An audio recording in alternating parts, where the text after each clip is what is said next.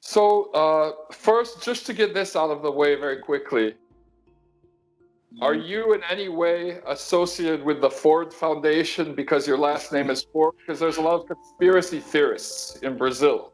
Well, you can assure them that actually my legal name, my birth name, is not Ford, it's Rutherford. Ford is a name that was given to me in my first job, fully paid job in radio at James Brown's radio station. And they decided to shorten my polysyllabic name to just Ford instead of Rutherford. All right, now let's get into it. There's a lot of mischaracterizations spreading around in Brazil about Black Lives Matter and about the protests that are happening on the streets and what they're about and what the demands are. I brought you on the program so that you could clarify some of these things, because I felt like I was getting in this uncomfortable position of being a white guy in his 50s trying to explain, what's going on in another country in a movement that should be protagonized by African Americans. So my question is, in Brazil in 2013, we had these massive street protests, and they were initially, the demand was for the free right to public transportation. Within 3 or 4 days, they'd been completely co-opted, and there were about 20 demands being yelled for on the streets. So I think it's important to explain what the demands are and why they're still cohesive after 2 weeks. So could you start off maybe just talking about that? What are the people demanding and why? Well, in any particular city, demonstrations might be the site of lots of different demands, but all of these demonstrations, and the New York Times said that there were 2,000 demonstrations over a 2-week period, all of these demonstrations, the Black Lives Matter slogans and Black Lives Matter banners have dominated.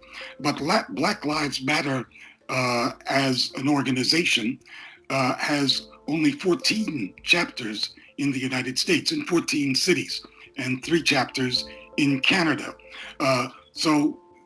But there were demonstrations in every state in the Union, and in most cities of any size, and in lots of cities that you never heard about, and in about 5 cities in New Hampshire, which has hardly any Black population at all. So clearly, these were not 2,000 Black Lives Matter demonstrations, but virtually all of them virtually all of them, Black Lives Matter generated slogans, demands, placards, etc., were the dominant theme.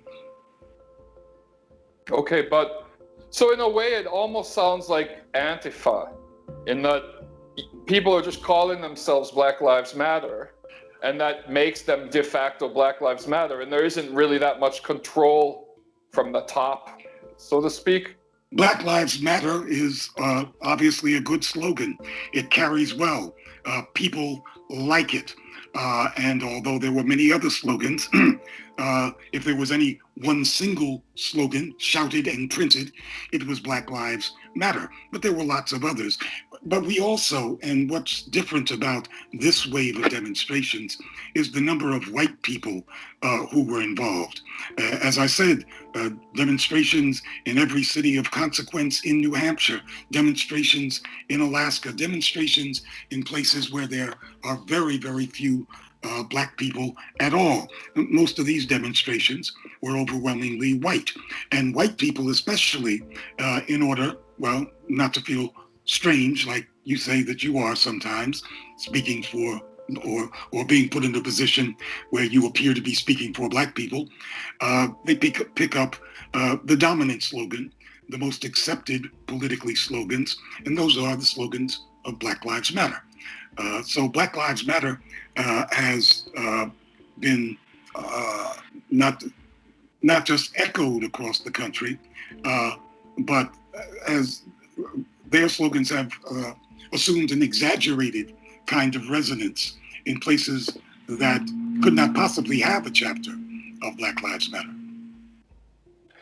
Okay, now There's no There's no conspiracy involved here.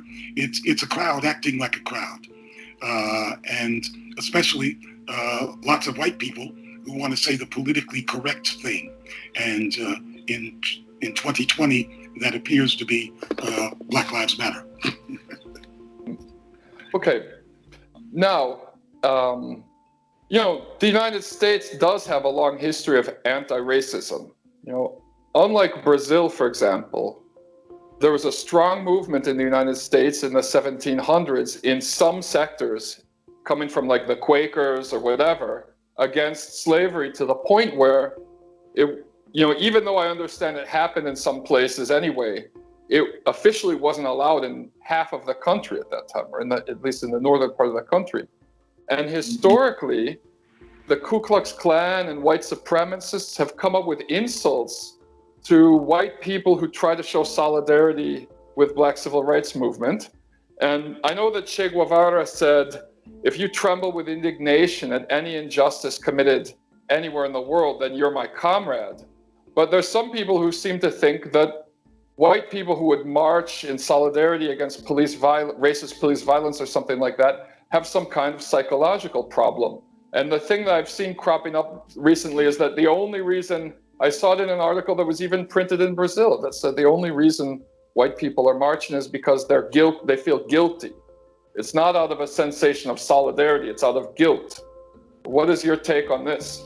Well, I wish that more white people in the United States felt some guilt, if not solidarity. We have to remember that the majority of white people in the U.S., up to and including the last election, have always voted for what we at Black Agenda Report call the white man's party. In the United States, one of the two parties, one half of the duopoly system, is always reserved for what we call the white man's party. That is the party whose organizing principle is overtly white supremacy.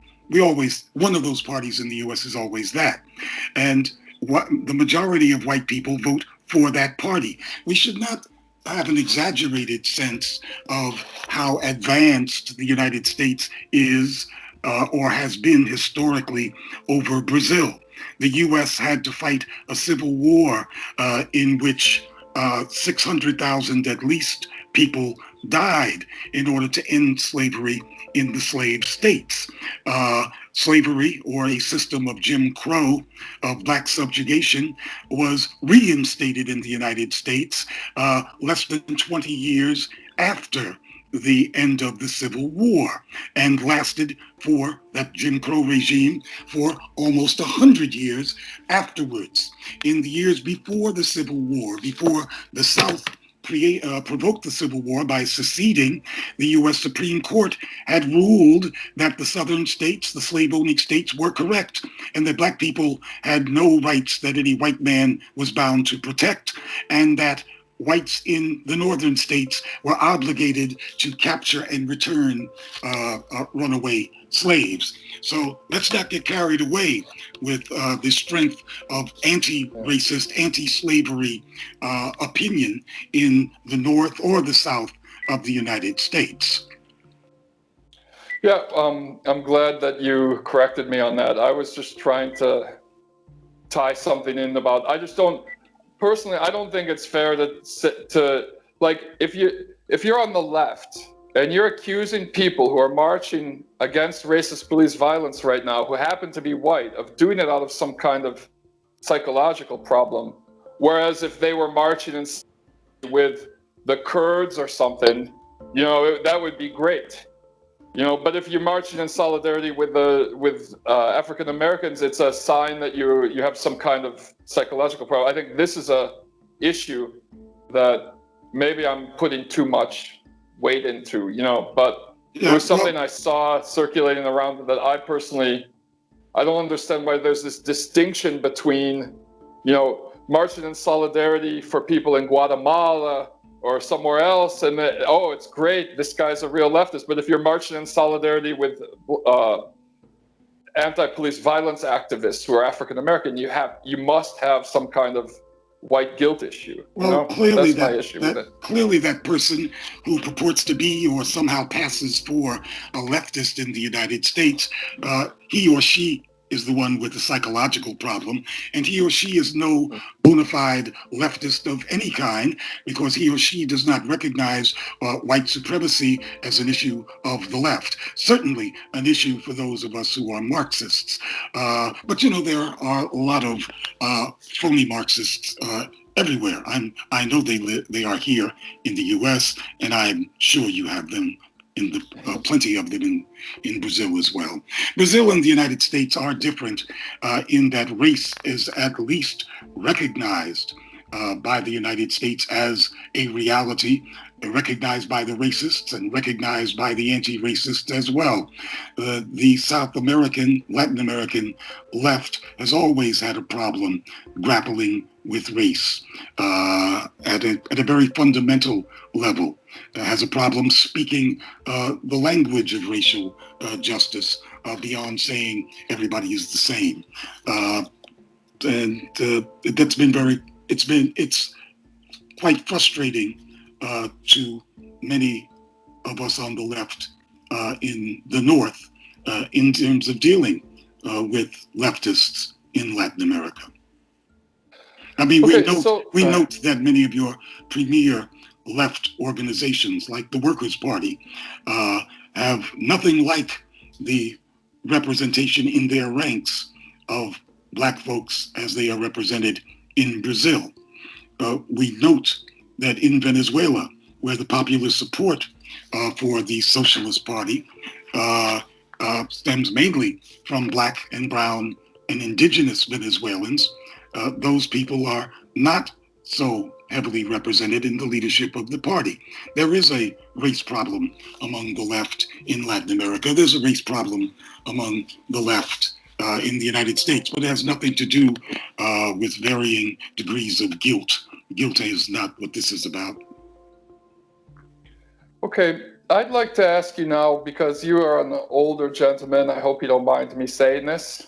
I'm not so young myself, but you're someone who remembers the era of the Black Panthers, obviously, the co-founder of Black Agenda Report, the co-founder, Bruce Dixon, who passed away like last year, right? Unfortunately, he was actually a former member of the Black Panthers. And so was I.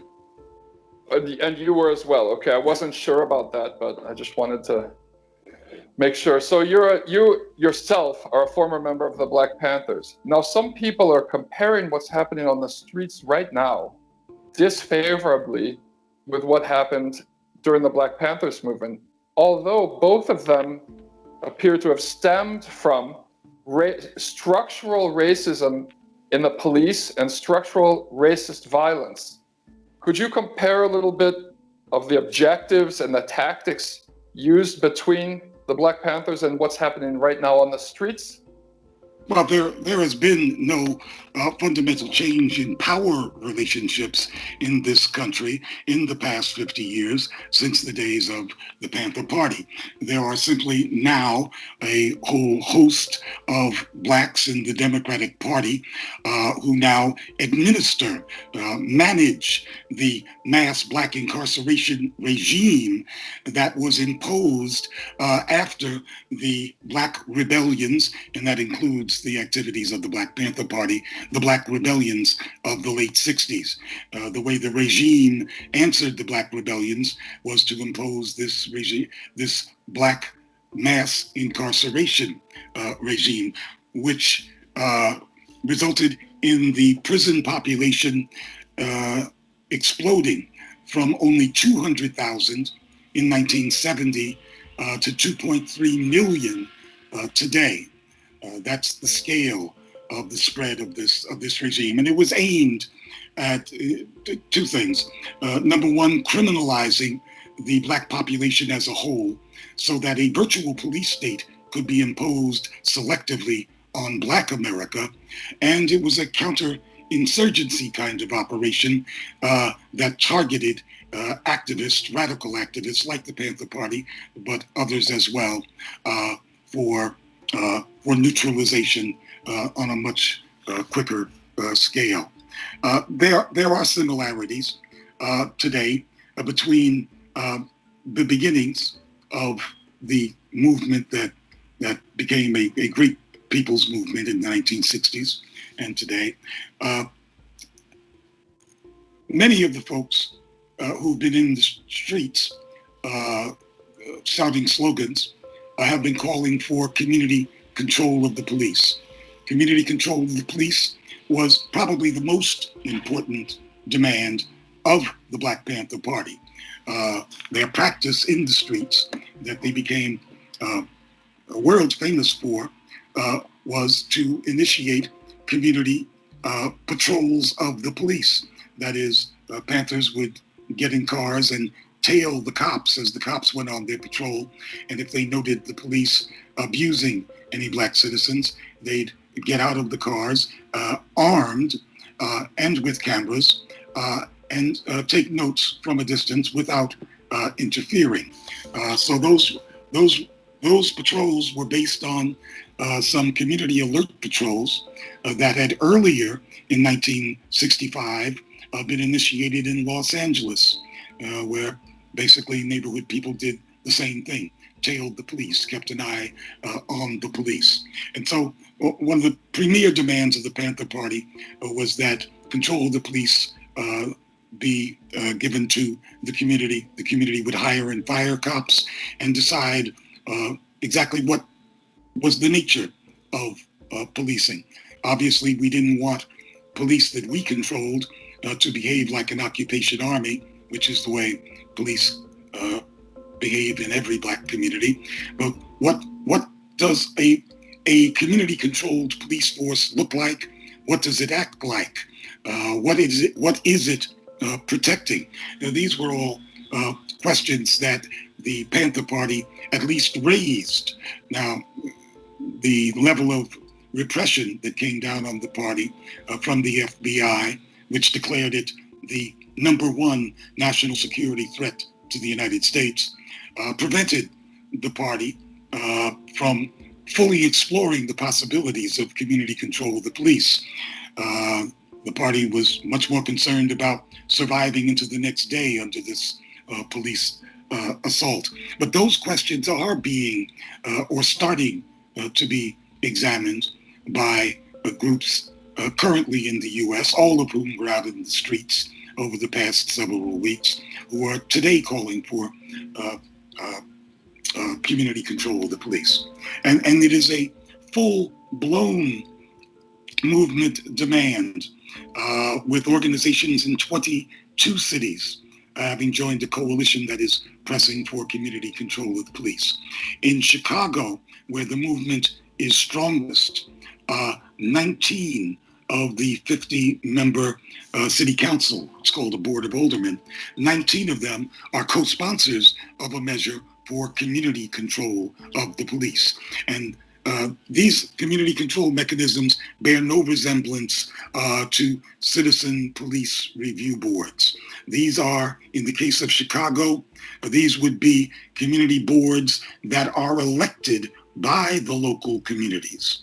And those elected members would hire and fire cops, and they would write the guidelines on police behavior, not only the circumstances in which they could use force and other simple measures like that, but the guidelines that basically define what policing is. So in Chicago, they've already put down on paper and made into legislation the ideas that were fleshed out or that were beginning to be articulated by the Panther Party 50 years ago.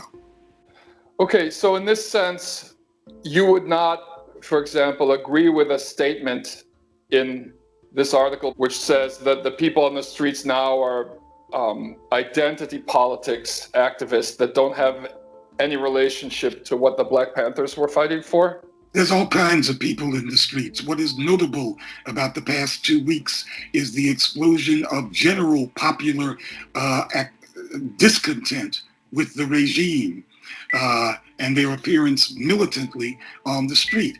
But every single damn tendency that could possibly be called the left has been in the street. And that was also the case with the Occupy Wall Street movement of 2011.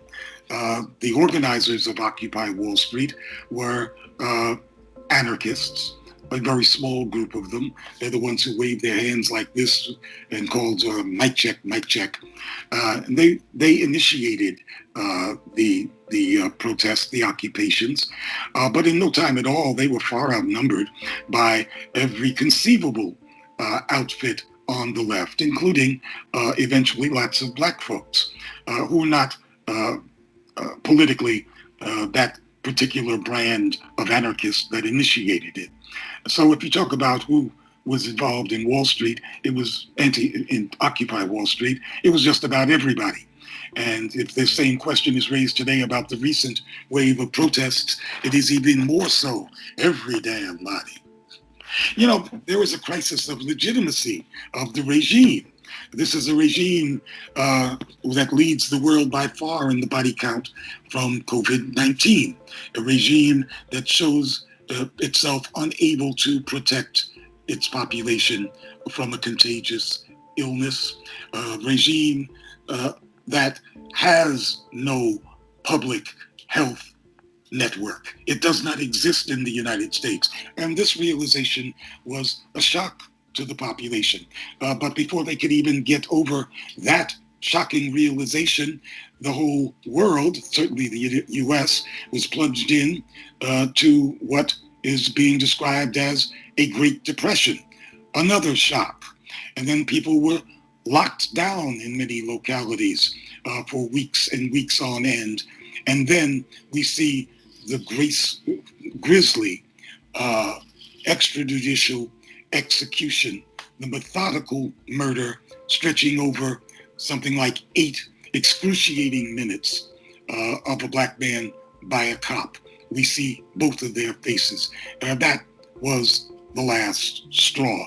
There's another factor involved in this. This was a perfect storm for so many reasons, and that is the Bernie Sanders phenomenon. Bernie Sanders, the purported socialist, who's not a socialist, but made socialism a popularly acceptable word in the United States for the first time in, maybe 70 years.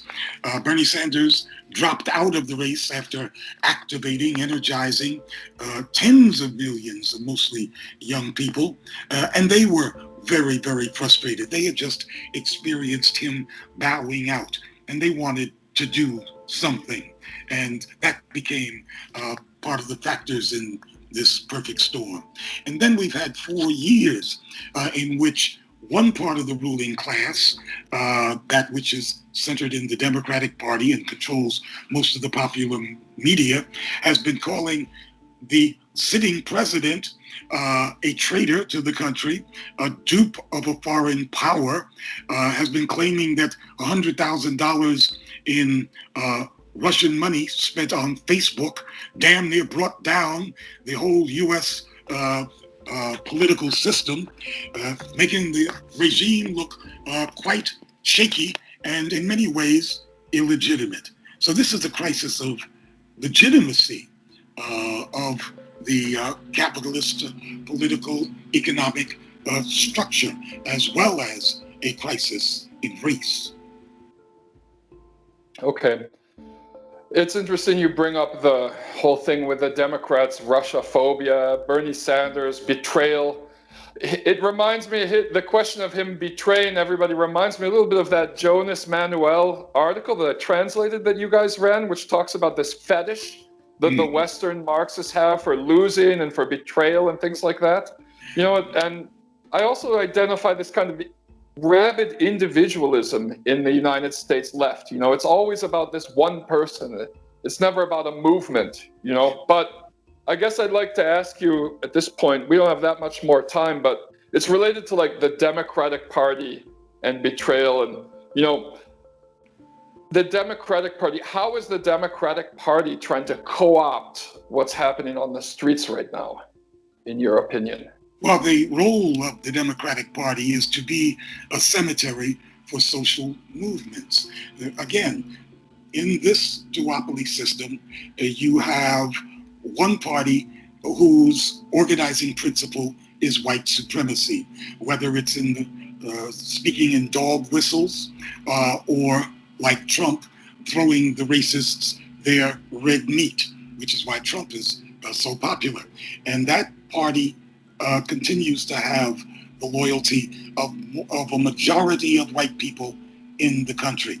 The Democratic Party, therefore, is home to a minority of white people, virtually all of the black population, and at least 2/3 of the Spanish-speaking population, and all of the political activity in the country that is not white supremacist lives in the Democratic Party.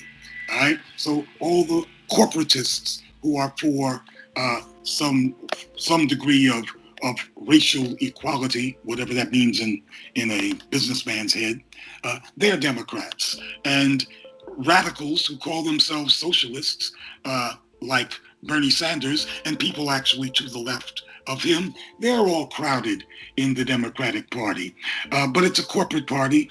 The corporations are the ones who pay its bills. So all of these left tendencies are captured by the Democratic Party. The Democratic Party has a hell of a big job to do, to neutralize everybody in the country who is not overtly racist, and is sitting in that one tent so that they will not take actions that in any way hamper the business of the corporate bosses. Okay. So I guess the question is, where do you think this movement is going to go from here? We see that they've managed to dismantle the police in Minneapolis, which I think is we have to see what really happens, but that's kind of like a historically interesting thing. I mean, to its credit, the PT party tried to pass constitutional amendments 3 times to eliminate the military police in Brazil too. So it's a historic, fighting cry of the PT as well to demilitarize the police. But we see, what I've seen so far, I didn't know this about Chicago, and it's my hometown, so I should know a little bit more, I guess. I don't have much faith in Lori Lightfoot at all, since she's a cop herself. She is a cop. She was on the police board. Yeah. And a friendly member to the police on the police board. Protecting killer cops. That's when right. She was on the police board. But I've seen some things happening, like in Minneapolis, San Francisco, and New York. Like New York passed some new law making it illegal for them to hide police officers, records or something like that. So there seem to be some things happening. What do you think is going to happen? That's my question. Look, these Democrats in office in Minneapolis and New York and in almost all of the big cities, they're not going to disband the police. They may claim to be defunding the police. The fact of the matter is we are now in a Great Depression.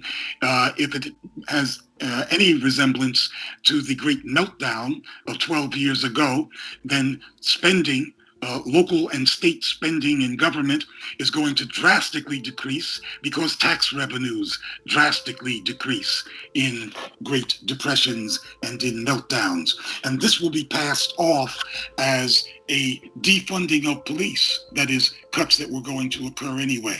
But you're not going to get rid of the police as they are by relying on Democratic politicians that have always supported and strengthened the impunities of police in the past. That's the job of a movement. It's a job for community control of the police. We're the ones, the people on the ground in the communities seeking self-determination, that is real democracy.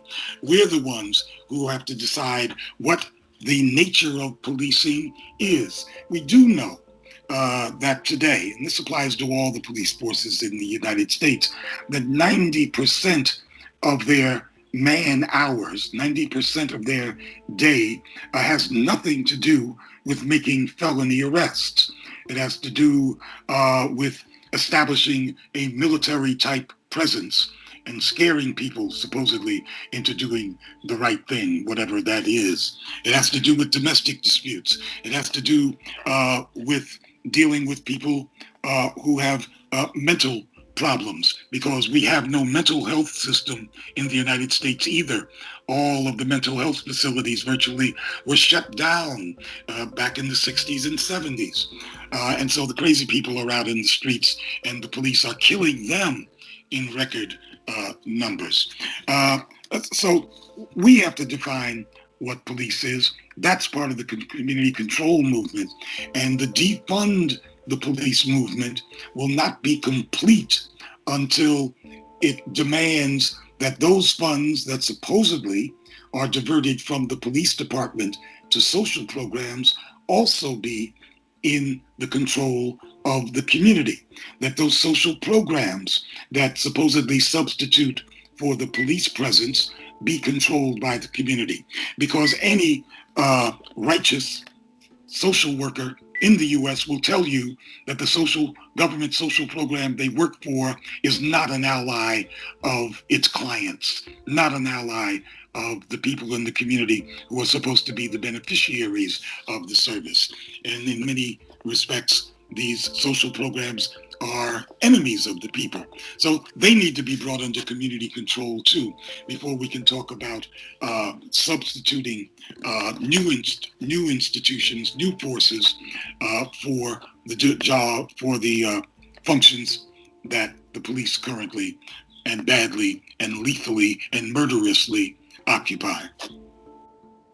Okay, well, obviously, this has not been a priority of the Democrats or the Democratic Party, or even so-called progressive Democratic aldermen, city councilmen, whatever.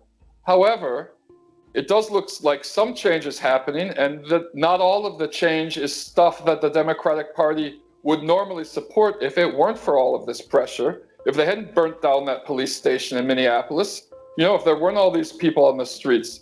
So, my question, I guess, is what do you see, like right now, positive that's happening as a result of these protests? I'm not trying to give credit to Democrats out of this. That's all I'm trying to say. It is a positive thing when they claim that they're in agreement that the police should be disbanded and that the present structure cannot be reformed.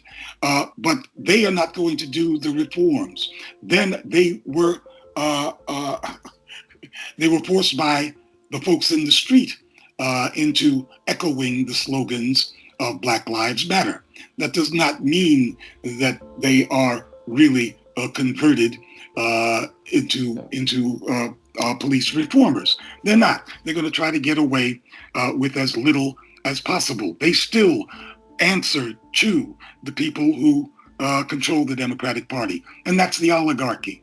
And in fact, one of the oligarchs, Bloomberg, officially entered the race for president and was endorsed by an embarrassing number of black mayors. So we know who runs the Democratic Party, and they're the people who want the warrior cop to defend their billions, to defend their interests, and their interests are throughout society. They own the goddamn place.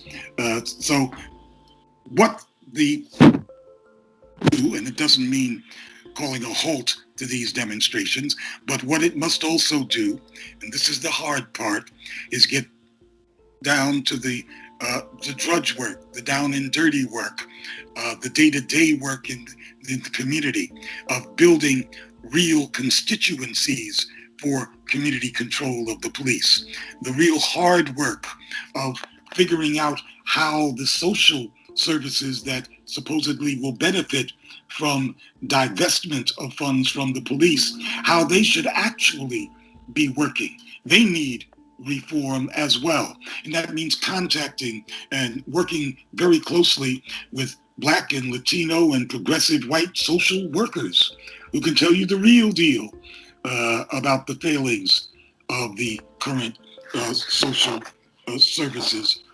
distribution network. This is all real hard work. This is the work of a lifetime. But this work is now possible because of the wave of demonstrations, because of the in principle concessions that the rulers have made, or rather the servants, the political servants of the rulers have made. This is the opening that we need to rush through and to tackle a whole host of social reorganization and people empowerment projects.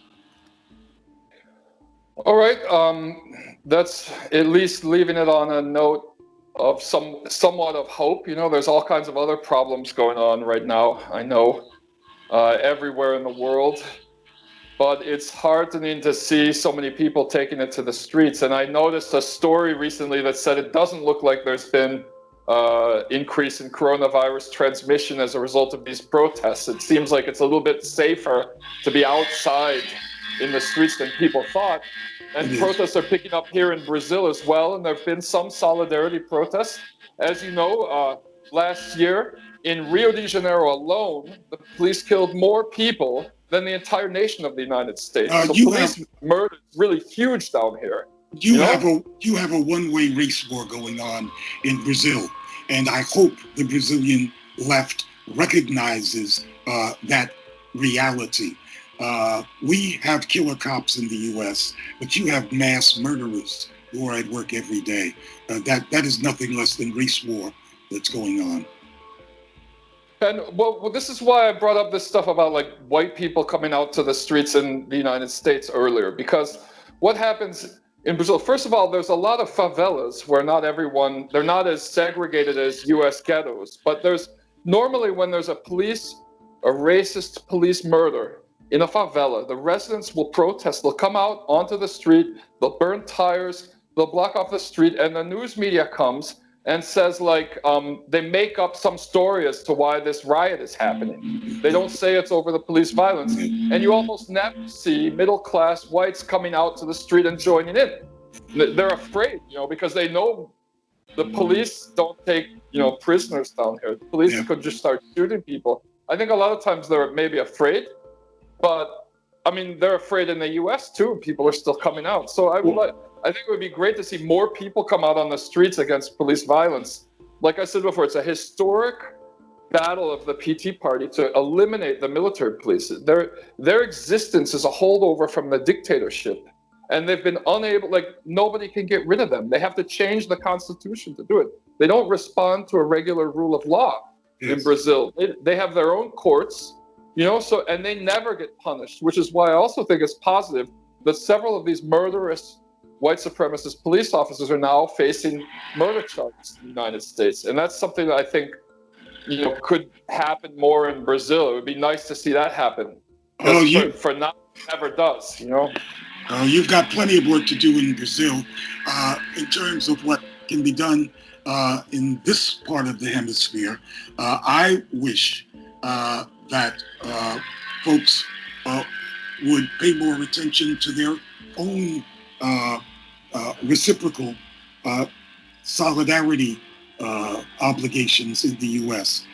There have been, not just in Brazil, but all over the world, demonstrations in solidarity with Black folks in the United States. But there have not been many